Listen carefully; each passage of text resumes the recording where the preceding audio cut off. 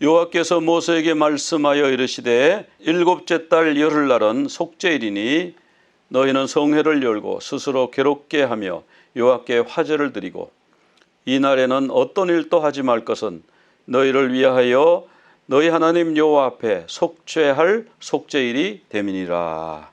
아멘. 하나님께서 우리에게 7가지 절기를 주셨는데 이 절기는 리허설, 예행 연습이 오늘이 속죄일입니다. 속죄일을 욤 키푸르 이렇게 말합니다. 일곱째 달 열흘날 7월 10일 티슈리월 10일은 속죄일이다. 하나님 그렇게 말씀해 주셨고요. 속죄일에는 1년에 한 번 이날 하루만 대제사장이 지성소에 들어갈 수 있어요. 들어가서 자신의 죄를 먼저 속죄하고요. 그 다음에 백성의 죄를 속죄하는 날이 바로 속죄일입니다. 속죄일에는 대제사장이 수송아지 피와 수염소의 피를 들고 지성소에 들어가는데 지성소 어디에 속죄제물의 피를 뿌리냐 하면 속죄소에다가 뿌려요. 이 속죄소를 히브리 말로는 카포렛 이렇게 말합니다. 근데 이 카포렛이라고 하는 단어는 원래는 카파르에서 왔어요. 덮다. 즉 덮개, 언약궤의 덮개가 바로 카포렛인데요. 그러면 덮개라는 말 우리가 많이 쓰잖아요. 근데 오로지 언약궤의 덮개에만 카포렛이라고 하는 단어가 쓰여져 있어요. 그래가지고 우리말 성경에는 속죄소, NIV에서는 atonement cover, 속죄하는 덮개다 이런 뜻이죠. 킹 제임스와 NASB에서는 mercy sheet, 은혜의 보좌, 자비의 보좌. 우리가 찬양에 시은 자 뭐 이런 찬양이 있잖아요. 시은 자, 그게 바로 mercy sheet예요. 그게 바로 속죄소예요. 속죄소. 이 카포렛이라고 하는 단어는 오로지 속죄소를 지칭할 때만 사용하는 고유명사입니다. 이것이 헬라 말로 번역할 때는 힐라스테리온 이렇게 번역이 됐습니다. 이 덮는 것에 대해서 최초로 언급하고 있는 성경 구절은 창세기 6장에 보면은 노아가 방주를 만들었잖아요. 근데 이 방주는 노아의 방주, 또 모세의 방주도 있어요. 모세의 방주는 성경에 안 나오던데요. 모세가 갈대 상자에 실려서 이렇게 나일강을 떠내려갔죠. 만약 그때 그 갈대 상자가 없었으면 모세는 물에 빠져 죽는 거예요. 노아의 방주가 없었으면 가족 8명은 물속에 빠져 죽는 거예요. 근데 이 방주가 테바. 근데 갈대 상자 그것도 테바로 돼 있어요. 그러니까 방주라고 번역해도 된단 말이죠. 근데 너무 크기가 작은 것을 방주 그러면 배주자, 배 모양으로 커야 되는데 어쨌든 히브리 성경에서는 같은 테바라고 하는 단어를 쓰고 있는데요. 노아 방주에도 뭘 칠했죠? 또 모세의 방주에도 뭘 칠했어요. 뭘 칠했나요? 역청을 칠했습니다. 그 역청이 뭐냐면 코페르예요. 코페르는 무슨 뜻이냐면은 속전은 뭐죠? 노예로 팔려가거나 죽게 된 사람을 돈을 주고 사는 거예요. 그래서 풀어주는 거예요. 그 사람의 생명값이에요. 비싸겠죠. 우리도 지옥 형벌을 받아서 영원히 지옥에서 고통받을 수밖에 없는데 어떤 분이 우리를 샀죠. 뭘로 샀어요? 돈을 얼마 지불하고 샀어요? 자신의 피값을 지불하고 자신의 생명과 맞바꾸어서 우리를 샀어요. 요거를 속죄. 요 예수님이 피값을 지불한 요것은 뭐예요? 속전이라는 속전. 속전이 뭐냐? 히브리 말로 코페르. 코페르에서 카포렛이 온 거예요. 근데 이 코페르는 역청이다 이런 뜻도 있는 거예요. 속전이라는 뜻도 있지만 역청 이런 뜻도 역청. 그래서 pitch as covering, 아스팔트. 우리 도로에도 아스팔트 쫙 깔잖아요. 그러니까 물이 못 들어오게 이 기름기 있는 역청으로 싹 발라놓으니까 물이 안 뚫고 들어오는 거예요. 배가 안전한 거예요. 물 위에 뜨고 그 사이에 나무로 만들면 그 나무 사이에 아무래도 틈이 있잖아요. 거기에 물이 스며 들어오면 배가 가라앉잖아요. 근데 역청을 발라놓으니까 물이 안 들어오는 거예요. 노아의 방주, 이 테바, 갈대상자도 거기 뭘 발랐다고 나와요? 역청과 나무 진을 칠했다. 그래 돼 있어요. 갈대상자가 구멍이 숭숭숭 나 있는데 물에 금방 가라앉겠죠. 못에 몸무게가 있으니까. 그런데 역청을 쫙 발라놓으니까 물이 안 들어오고. 보는 사람들이 위태위태하게 보이지 못에는 물이 한 방울도 안 들어오니까 편안하게 떠나간 거예요. 바로의 공주가 보고 아유 불쌍해. 그냥 놔두면 죽겠네. 그래서 건져서 물에서 건졌다. 모세라고 이름 짓고 그렇게 했잖아요. 여기 보면 이 갈대상자에 역청을 발랐고. 자, 그러니까 역청을 바름으로써 역청을 덮음으로써 사람이 사는 거예요. 노아 방주에 역청을 바름으로써 역청을 칠함으로써 사람이 사는 거예요. 속죄소에 예수님의 피를 바름으로써 예수님의 피를 칠함으로써 사람이 죄속함을 받고 사는 거예요. 출애굽기 12장에 보면은 내가 문인방과 문설주에 발라놓은 그 피를 보고 너희를 넘어가겠다. 그 피가 칠해짐으로 인해서 죽음의 사자가 그 피를 보고 넘어갔다가 파사흐잖아요. 그래서 이게 명사형으로 페사흐. 그러니까 히브리 말은요, 동사나 명사가 철자가 똑같아요. 발음만 약간 달라요. 파사흐, 페사흐. 넘어간다. 또 유월절, 넘어간 절기, 페사흐. 그 피를 보고 너희를 넘어가리니 요게 속죄소예요. 속죄소. 속죄소에는 반드시 뭐가 있어야 돼요? 피가 있어야 되잖아요.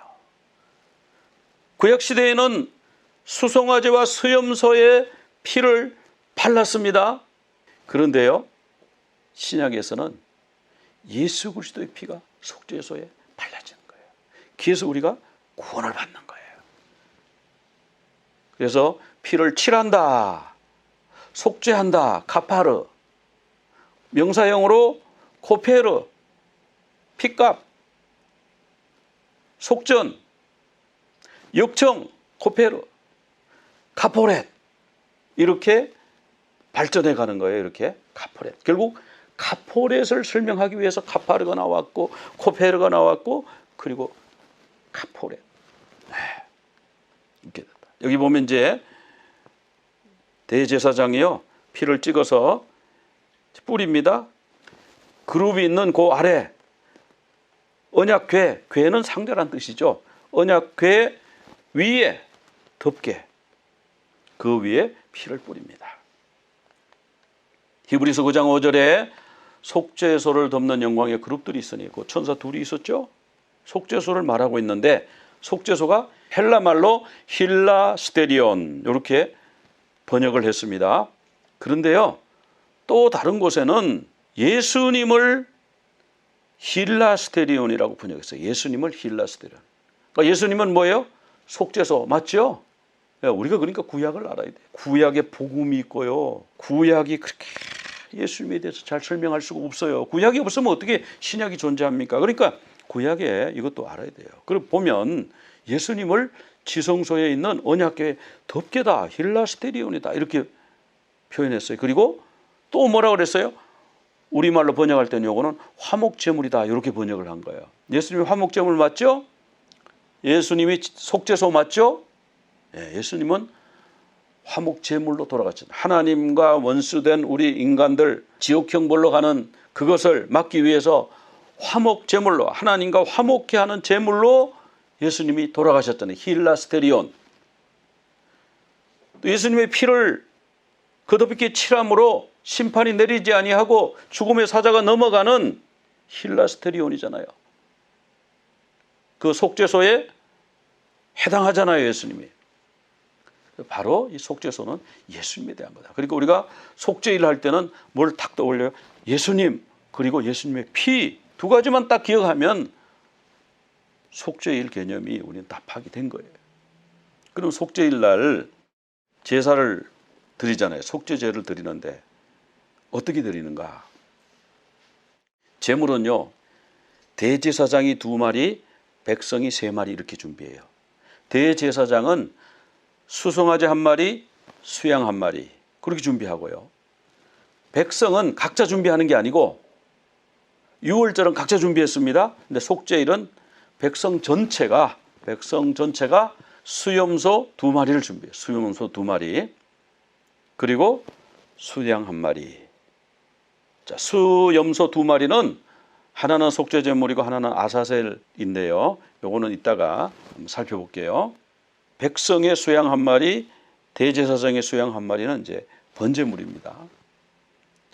자, 그러면 이제 속죄 제사를 드릴 때 백성들이 수염소 2마리를 끌고 오잖아요. 그러면 그 수염소 2마리 중에 어느 거를 하나님께 드리고 어느 거를 아사셀로 보내느냐, 이걸 결정하는데 제비를 뽑으라고 그랬어요. 레위기 16장 8절에 보면 제비를 뽑는데 그 제비 그 상자 안에, 박스 안에는 제비가 2개가 들었는데 하나에는 라 예호바, 하나는 라 아자젤 이렇게 적혀 있는 거예요. 그래서 자, 이 염소 어떡할까요? 제비를 뽑아보자. 탁 뽑았더니 라 예호바, 그러면 요거는 목에다가 붉은 띠를 둘러, 이렇게 옆에 있는 제사장 둘이 붉은 천을 들고 있죠. 목에다 착 걸어요. 감아요. 요 수염소는 속죄 제물로 드려지는 거예요. 그 다음에 나머지 하나는 뭐 자동으로 아사셀이죠. 그 나머지 하나는 아사셀, 뿔에다가 붉은 천을 걸어요. 이렇게. 자, 여기 보면 이렇게 해놨죠. 자, 그리고 나서 대제사장이 목욕을 깨끗하게 합니다. 목욕을 하고 옷을 입는데 평소에는 화려한 옷을 입죠. 평소에는 뭐 이 12보석이 가슴에 달려있고 어깨에 또 2보석이 달려있고 여기 모자를 쓰는데 모자에는 또 금으로 만든 여호와께 성결 뭐 이렇게 된 패를 이렇게 탁 달고 그러잖아요. 그런데 이날은 그렇게 하면 안 돼요. 이날 하나님 앞에 갈 때는, 지성소에 들어갈 때는 그림에 있는 것처럼 하얀 세마포 옷을 입어요. 목에서부터 발끝까지 덮는 하얀 세마포 옷을 입고요. 하얀 띠를 띠는 거예요. 세마포 띠를 띠고 머리에는 하얀 세마포 관을 쓰는 거예요. 청색 겉옷과 에봇은 지성소에 들어갈 때는 입지 않아요. 하나님 앞에 들어갈 때는 그런 거 입지 않아요. 이제 속죄 제사를 드리는데 자신과 자신의 가족을 위한 속죄 제사를 드려야 돼요. 같이 자기와 자기 가족. 수송아지를 잡아요. 그 수송아지를 잡기 전에 안수기도를 해요. 안수기도. 왼손을 소의 머리에 정수리에 얹고 오른손을 왼손 위에 얹고 그렇게 해서 자기의 죄와 자기 가족의 죄를 다 고백하고 그러고 나서 이 수송아지를 잡아요. 그래서 피를 받아요. 그럼 이제 다른 제사장 한 사람이 그 받은 피가 굳지 않도록 옆에서 계속 저어줘요. 수송아지 피가 준비가 되었으니까 이제 들어가서 속죄제를 드려야 되잖아요. 그냥 덜렁덜렁 들고 들어가면 안 되는 거예요. 어떻게 하냐? 지성소 안에 향을 피워야 돼요. 향로에 번제단의 숯불을 채우고는 2움큼 가량의 향을 가지고 지성소에 들어가서 거기서 분향을 해서 속죄소를 가립니다. 자, 가리고 여기 첫 번째로 대제사장이 지성소에 들어갔다 나오는 거예요. 그리고 이제는 어떡하냐? 다시 들어갈 때는 그 피를 가지고 지성소에 들어가서 손가락으로 수송아지의 피를 찍어서 7번 속죄소에다 7번 뿌립니다. 이것이 이제 2번째 대제사장이 지성소에 들어갔다 나오는 순서예요. 자, 이렇게 함으로써 자기와 자기 가족의 속죄 제사를 드렸습니다. 그럼 이제 백성의 속죄제를 드려야 되잖아요. 다시 나와서 이제 수염소를 잡아요. 수염소를 잡아가지고 그 피를 받아가지고 지성소에 들어가서 다시 수염소의 피를 수송아지 피 뿌릴 때하고 똑같은 방법으로 속죄소에다가 뿌립니다. 7번 뿌립니다. 그러니까 이게 세 번째 지성소 출입이에요.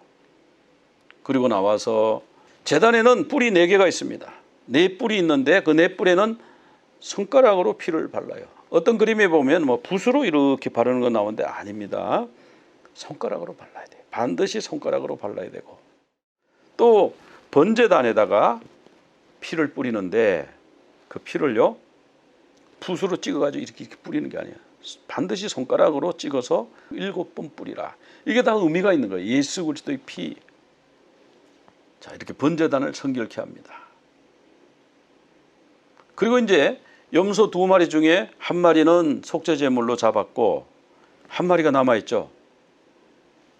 이 뿔에 붉은 천두른 이 염소는 아사셀 염소로 보내는데, 아사셀 염소로 보내기 전에 그 염소의 머리에다가 자기의 왼손을 얹고 그 위에 오른손을 얹고 죄를 고백하는 거예요.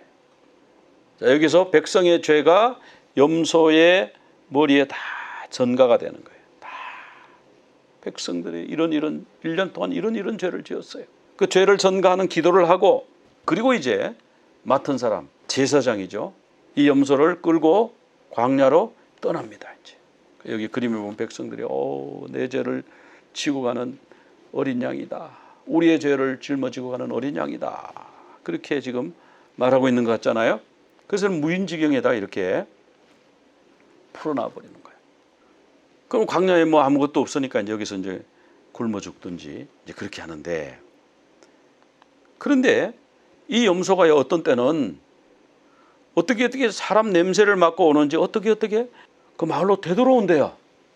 그러면 아이고 우리가 우리 죄를 짊어지고 가서 저기 가서 죽으라 그랬는데 얘가 살아가지고 매 하고 오니까 백성들이 막 우리 죄가 다시 돌아왔네 막 충격을 받을 거 아니에요. 그래서 그 이후로는 떨어뜨려 가지고 죽여서 다시는 못 돌아오도록 그렇게 했대요.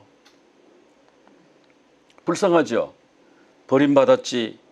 나중에는 뭐 떨어뜨려 죽이지. 얼마나 불쌍해요? 그 염소가 그렇게 불쌍하면요, 예수님에 대해서는요, 예수님이 그 염소인데, 아니 예수님이 어린 양인데 여기서 세상 죄를 지고 가는 하나님의 어린 양이로다. 세례 요한이 예수님 보고 그렇게 말했거든요. 어린 양이라고 하는 거는요, 양도 되고 염소도 돼요. 아니 여기 분명히 양이라고 됐는데 이게 어떻게 아사셀 염소입니까? 출애굽기 12장에 보면은 너희가 어린 양을 잡되 1년 된 흠없는 양도 괜찮고 1년 된 흠없는 수염소도 괜찮다고 그랬어요. 그래서 여기 하나님의 어린 양이로다. 이거는 바로 아사셀 염소를 얘기하는 거예요. 아사셀 염소. 번역을 어린 양이라고 했는데 다른 단어가 있으면 다른 단어로 번역하면 더 좋겠어요. 양도 되고 염소도 되는 어떤 그런 단어로 번역하면 좋겠어요. 그러면 정확한 개념이 되는데 어린 양이라 그러니까 우리 양만 된다. 세례 요한이 딱 관계를 지었잖아요. 세상 죄를 지고는 우리 죄를 지고 가는 세상 죄를 지고 가는 하나님의 어린 양이로다. 이렇게 표현하고 있는 거예요. 이 아사셀이라고 하는 말이요. 어떤 분은 뭐 이렇게 얘기해요. 아사셀이 그 사탄이라고. 사탄한테 하나님이 그걸 보내는 거라고.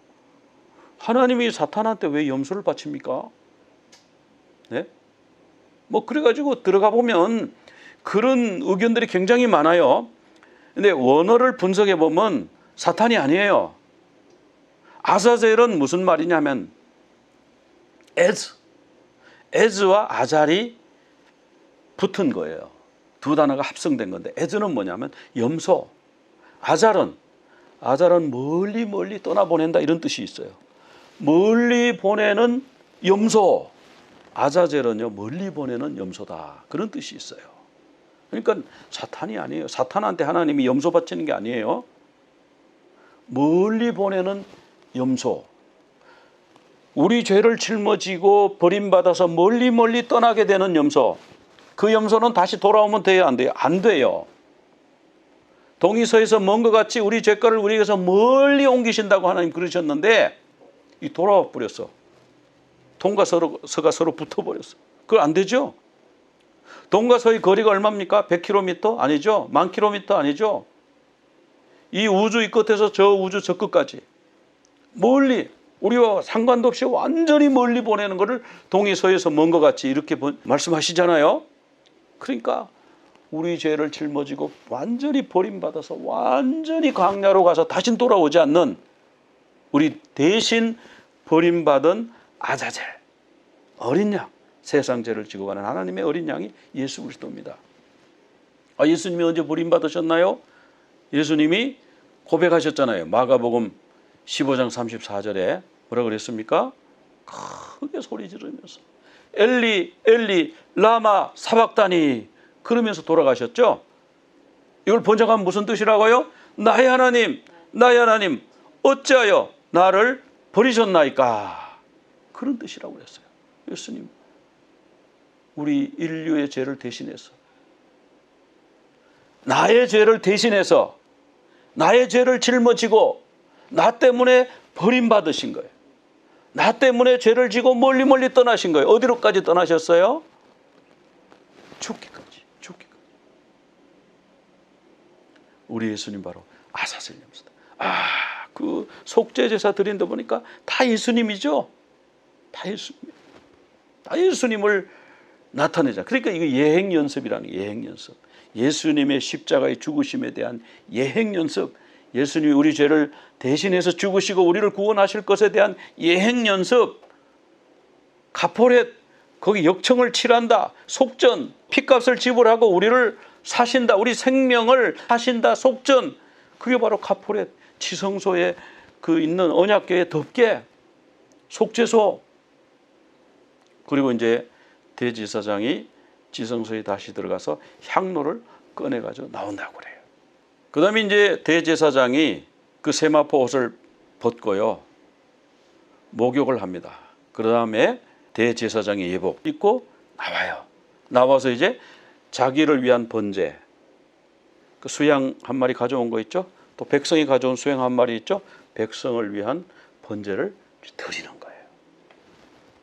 그리고 이제 아사셀 염소를 광야로 끌고 갔던 그 사람도 옷을 빨고 목욕하고 들어오고요. 이 속죄 제물을 진 밖에서 태우잖아요. 그 불사른 사람도 옷을 빨고 목욕하고 진영 안으로 들어온다. 이것이 이제 속죄 제사 드리는 전체 이제 순서인데, 이 순서를 가만 보면 곳곳에 예수님이 있어요. 그 피를 이렇게 뿌린데, 피가 예수님의 피인 것 우리 다 인정하잖아요.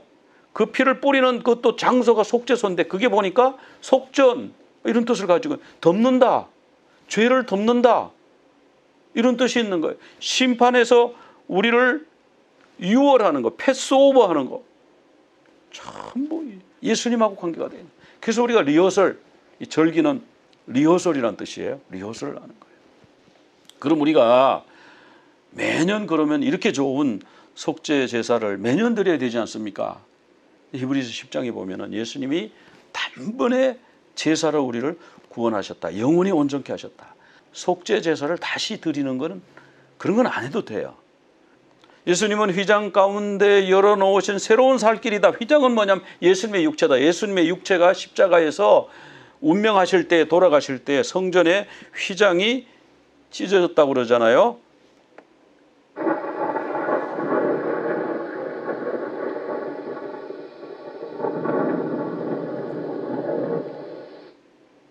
그럼 우리가 여기서 유월절 또 양을 잡아서 피를 바르고, 속죄일에는 수송아지 잡아가지고 또 수염소 잡아가지고 피를 뿌리고 하는데, 비슷한 제사 아닙니까?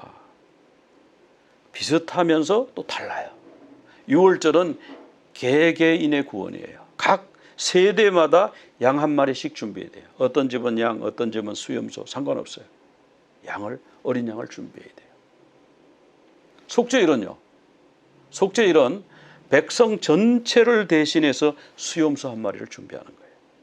두 마리인데 한 마리는 아자젤로 보내고 한 마리는 이제 잡아서 그 피를 뿌리는 거죠.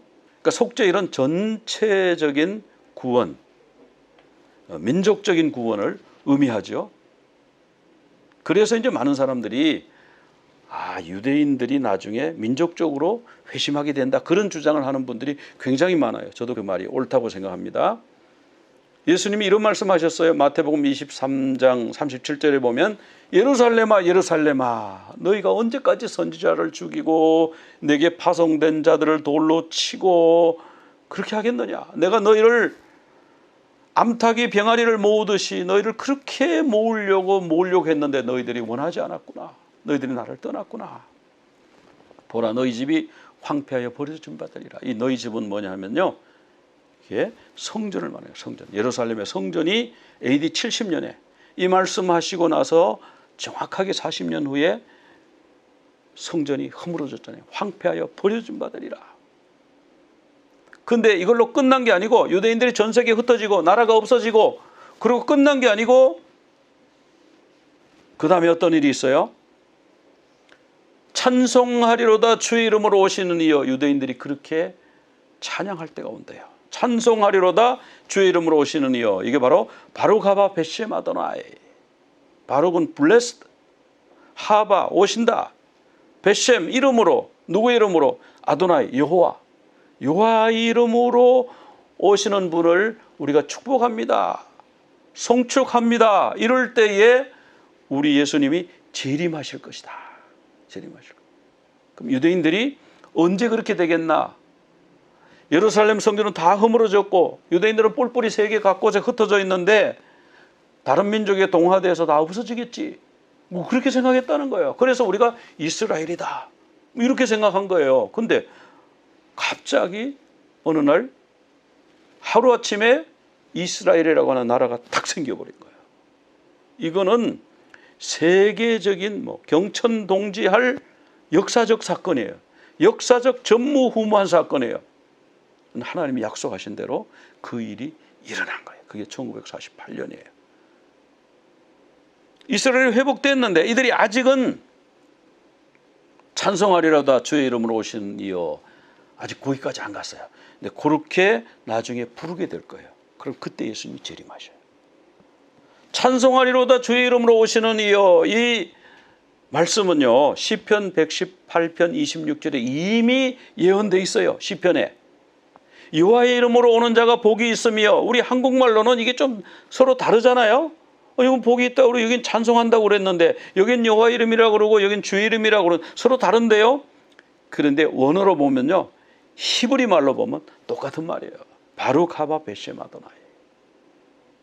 바룩하바 베셈 아도나이 할 때에 우리 주님이 그때가 주님 재림할 때예요. 그래서 사도 바울도 이렇게 로마서에서 말씀을 우리에게 전해주고 있잖아요. 이방인의 충만한 서가 들어오면, 지금은 이방인의 시대, 그래서 이방인에게 복음이 막 전파됐어요. 이방인의 충만한 수가 다 차면 이스라엘은 그동안 하나님에 대해서 못 깨닫고 있다가 갑자기 이스라엘이 눈이 떠져서 예수님이 메시아 맞구나, 그렇게 해서 온 이스라엘이 구원을 받으리라. 히브리서 11장 26절. 온 이스라엘이 구원을 받으리라. 내가 그들의 죄를 없이 할 때에, 그들의 죄를 속죄할 때, 욤키푸르, 그때에 내 언약이 이루어질 것이다. 이 로마서는요 이방인의 구원과 유대인의 구원에 대해서 말씀하고 있는 거예요. 복음인데 어떻게 하면 예수님으로 인해서 구원받느냐, 이제 그것을 말씀하고 있는 책이 복음을 설명한 것이 로마서거든요.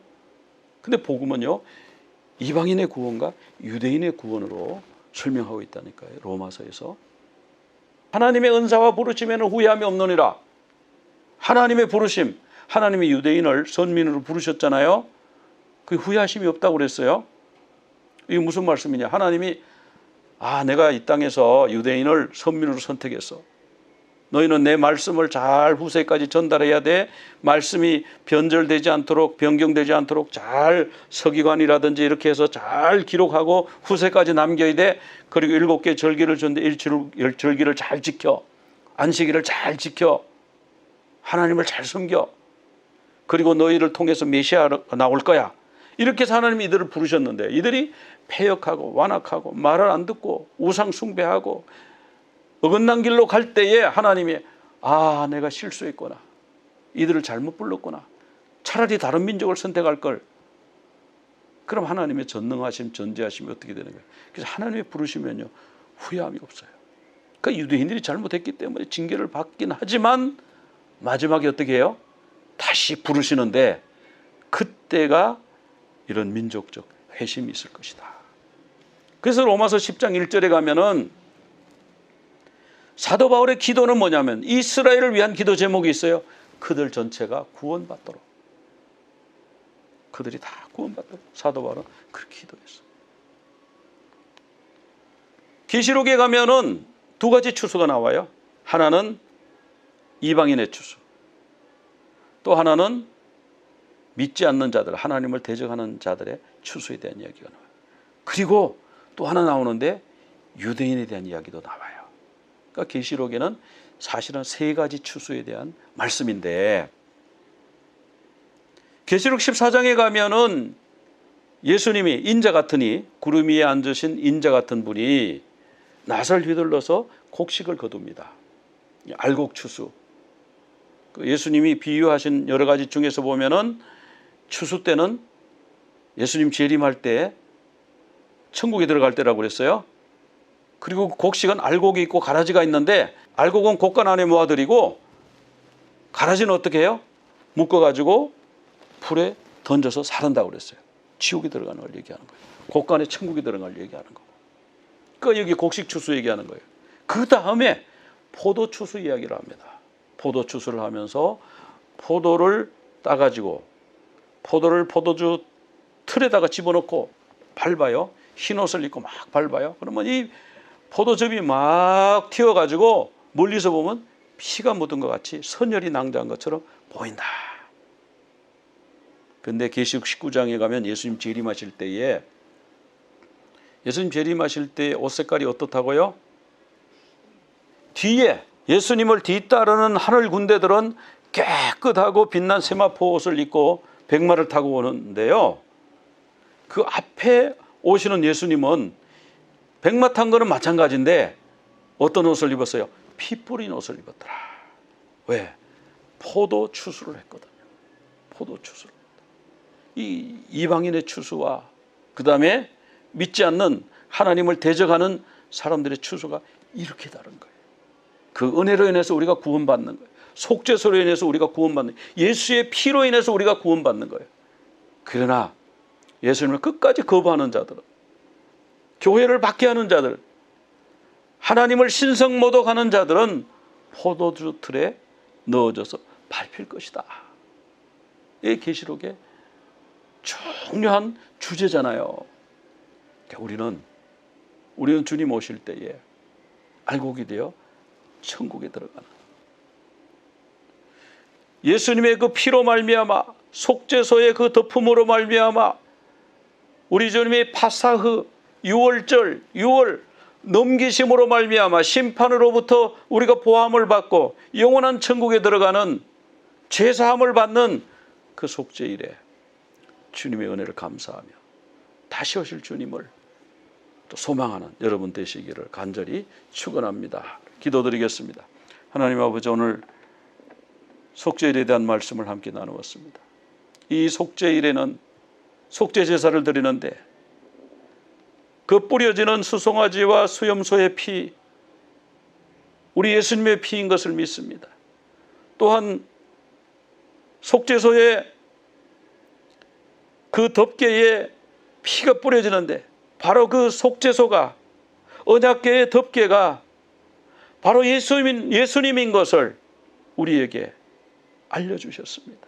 주님, 광야로 버림받은 그 아사셀 양, 그 아사셀 염소는 바로 우리 죄를 대신 짊어지고 버림받은 나의 하나님, 나의 하나님 어찌하여 나를 버리셨나이까 절규하며 운명하신 우리 주님인 것을 우리가 발견하게 하심을 감사합니다. 이제 다시 오실 주님을 우리가 기다리면서 매년 늘 때마다 우리 주님의 죽으심과 다시 오심을 소망하는, 그래서 주님 앞에 들려 올라가는 우리 모두가 다 되게 하여 주시옵소서. 예수 그리스도 이름으로 기도드리옵나이다. 아멘. יברכך אדוני וישמרך, יאר אדוני פניו אליך והוניקה, יישא אדוני פניו אליך ויעשה לך שלום, ויעשה לך שלום.